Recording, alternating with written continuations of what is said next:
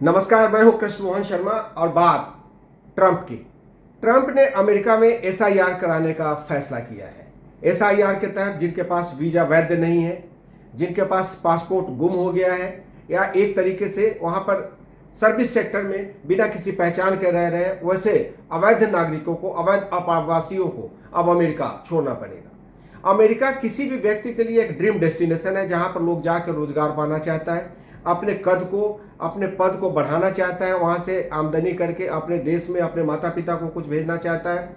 लेकिन अमेरिका की मजबूरी ये है कि पिछले कुछ दिनों में जिस तरीके से सिक्योरिटी के थ्रेट्स पूरे विश्व में आए हैं, उसके बाद उनके पास कोई रास्ता नहीं बचता सिवाय इसके कि वो जो अवैध अप्रवासी हैं वहाँ पे उनको एक तरीके से एसआईआर के दायरे में लाके उनके वीजा का रिवीजन किया जाए, पासपोर्ट का रिवीजन किया जाए, H1 वीजा है, तमाम तरह के वीजा है, ग्रीन कार्ड है, उसका रिवीजन किया जाए, क्योंकि बहुत सारे नियम वहाँ पे अब सख्त कर दिए गए हैं। और ऐसा इसलिए किया गया कि जिस तरीके से ईरान, इजराइल और अमेरिका लगातार एक तरीके से युद्ध की स्थिति में है, और उधर हम देखें तो रूस और यूक्रेन, तो उसका बर्डन जो है किसी न किसी तरीके से अमेरिका पे पड़ रहा है। और अमेरिका चाहता है कि उनके जो नेचुरल रिसोर्सेस हैं उसका इस्तेमाल वहीं की जनता करे।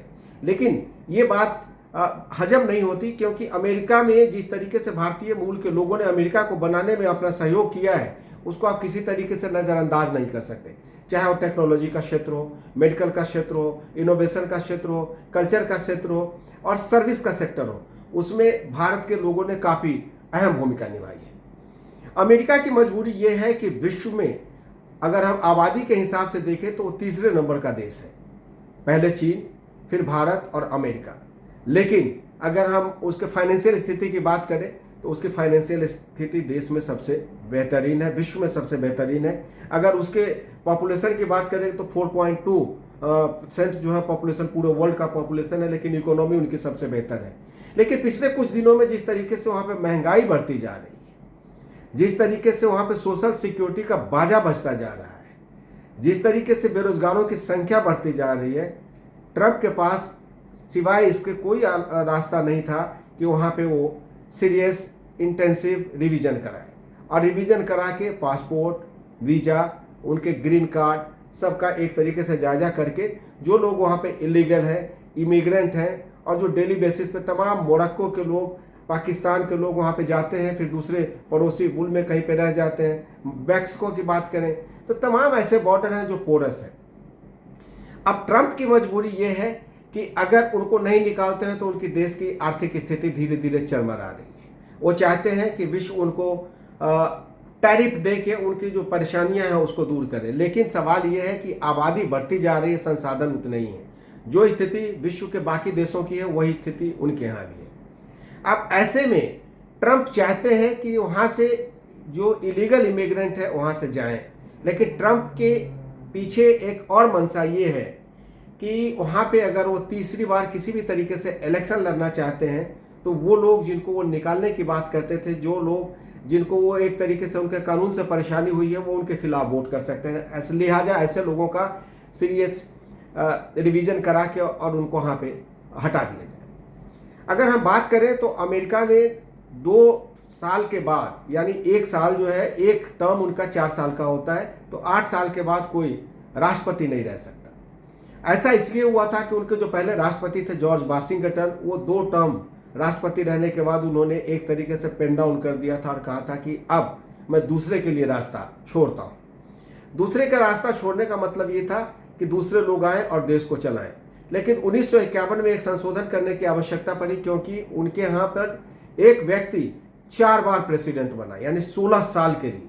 तो ऐसे में उनको रिवीजन करना लाजमी था।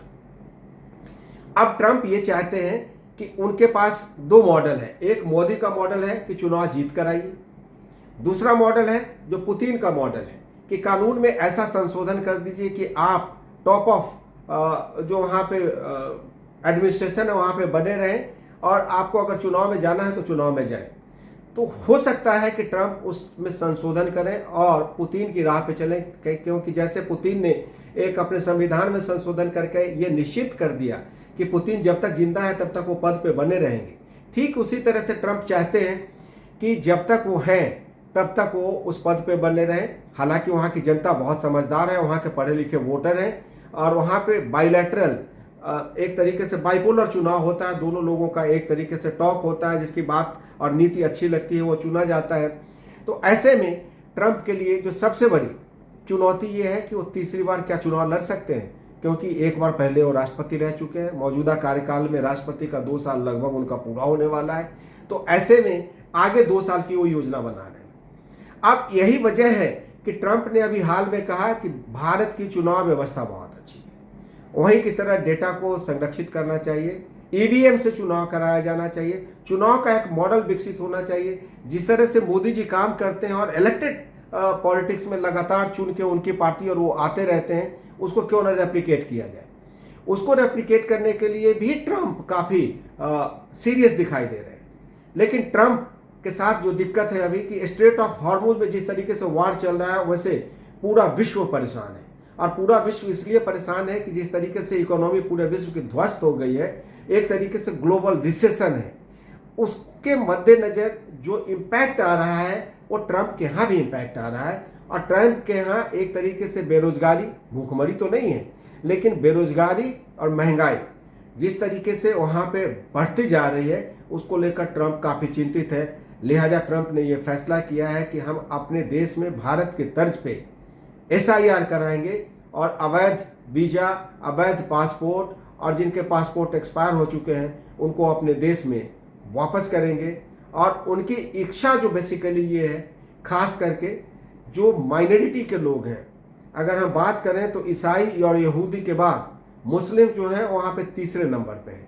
विश्व की जनसंख्या की बात करें तो भारत के बाद चीन, और चीन जो है दोनों एक तरीके से पूरी रोबस्ट इनकी पॉपुलेशन है, उसके बाद अमेरिका है।